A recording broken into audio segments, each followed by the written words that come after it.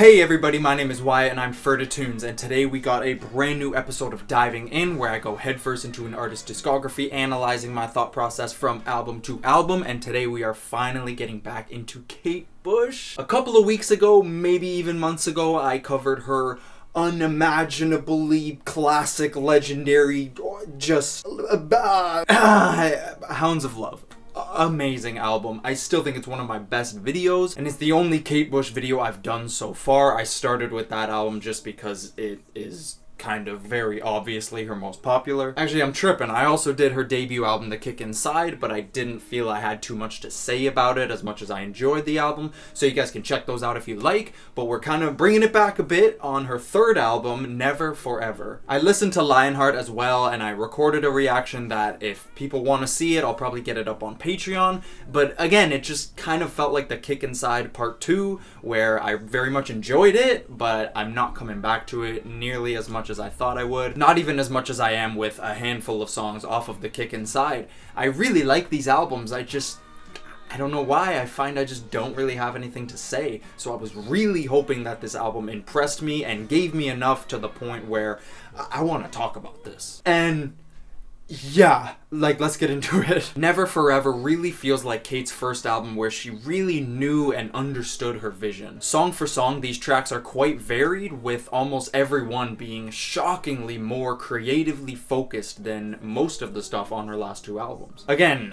not dumping on those albums whatsoever, they are very good, but this one just feels like a step into the direction that she knew she needed to take. I've seen a lot of people say this is her most transitional album, and while I totally see that, it doesn't take away at all, for the most part, the insanely imaginative and tight songs here. The album starts with such a flourish. Babushka, still being one of her most popular songs, is such a grasping opener. Right away it just opens up this whole whimsical world of theatrical and dramatic pop music, and she begins telling us a story. I think it's important to mention how well the album cover works with the music, not to mention it's easily my favorite album artwork of hers. But so many sounds here reflect this otherworldly, old school artsy feel, similar to like a Alice in Wonderland or something. A lot of Kate's songs up until this point have felt very theatrical, as I mentioned,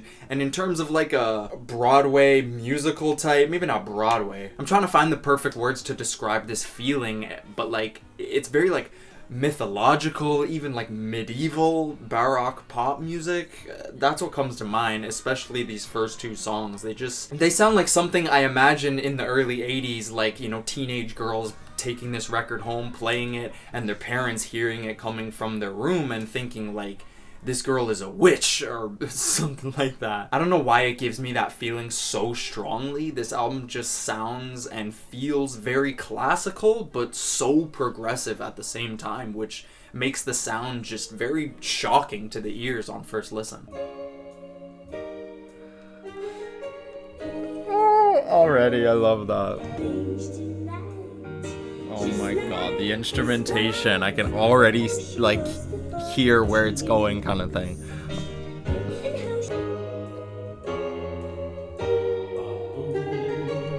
Oh my god, that is so nice. I love, bro, this is how, oh my god. Yo, this is so sick. This is oh my god, this is so good.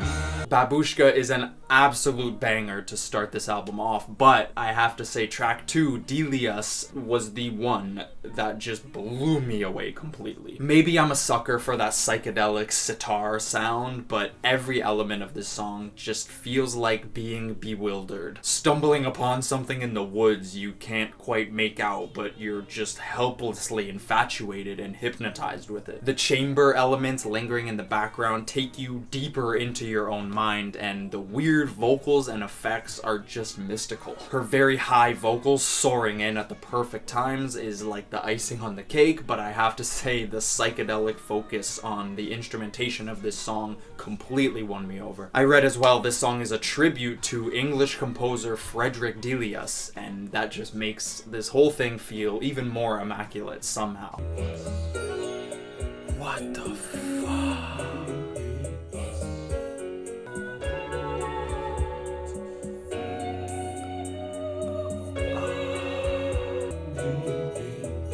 Oh my god, I am fucking loving this. You hear everything like progressing so very clearly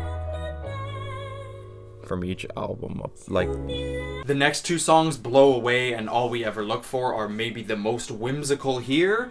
I love that word and I'll try not to abuse it in this video, but really, this whole album is very whimsical and playful and whimsical. How else do you describe a song like All We Ever Look For? Like, it's so lush and playful, and especially in the instrumentation.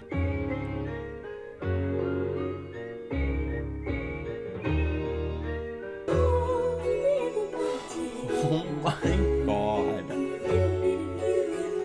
Like, as much as I liked the first two albums, this one is already leaving so much more of an impression. Like, this is standout. So fucking pleasant. Like, I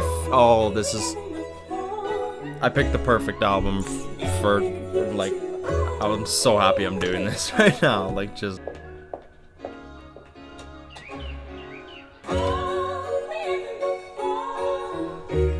Dude, what the fuck? These two songs also have some of her softest yet most striking vocal performances in her career so far. They are awe-inspiring. They quite literally pick you up and whisk you away. When that chorus comes in, especially on Blow Away, it makes me feel like I'm blowing away in the wind for real.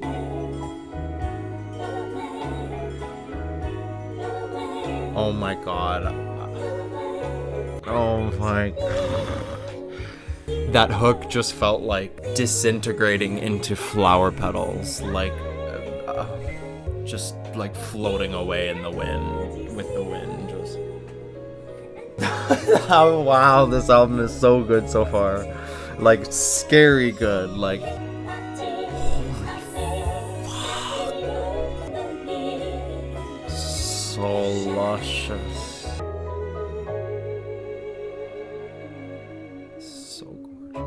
Egypt is where she really starts to dip her toes into quite weird, almost experimental waters, as well as with the sound effects on the previous song, but it is very, very easy to get lost in this song, Egypt. And it only gets better as it progresses. The last minute or so is one of my favorite moments on the album. Oh.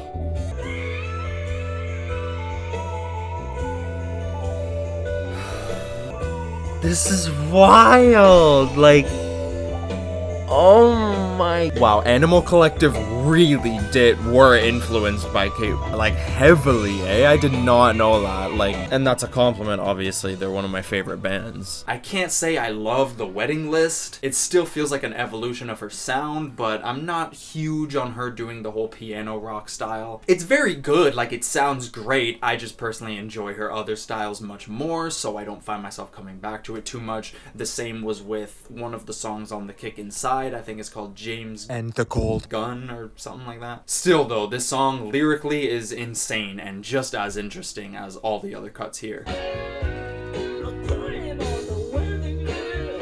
Okay, what?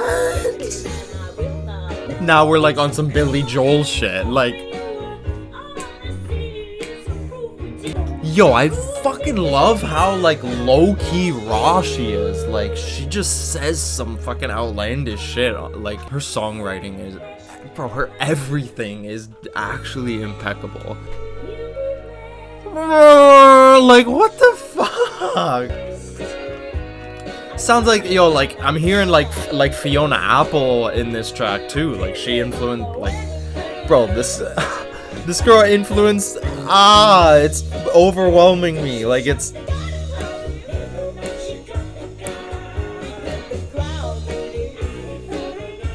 Violin follows a bit of the same, but I love the energy on this one. It really feels like so far in the album we've been swinging on a swing set, and this song just finally, we're flying over the top, just violently spinning around and going fully crazy. Like, just a banger! The The Infant Kiss is where this album really starts to get pretty weird, and it's moments like these and Egypt and even Delius, as out there as it is compared to everything I've heard from her so far, including The Dreaming. This again feels like her continuing down the path that will lead her to a lot of the extremely weird moments on her next two albums. The melodies, the arrangements. The last two songs are a perfect send-off, with Breathing being maybe my favorite Kate Bush album closer so far. I'm a big sucker for those songs with these type of lyrical themes, just keep breathing, keep moving forward type of, it's just so luscious and perfectly serene while still having those Kate Bush dramatics that make it feel so otherworldly but life-affirming at the same time.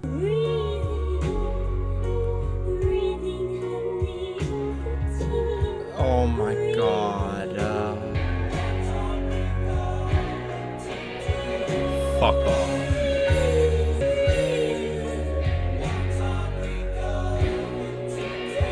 I love the way this album ends.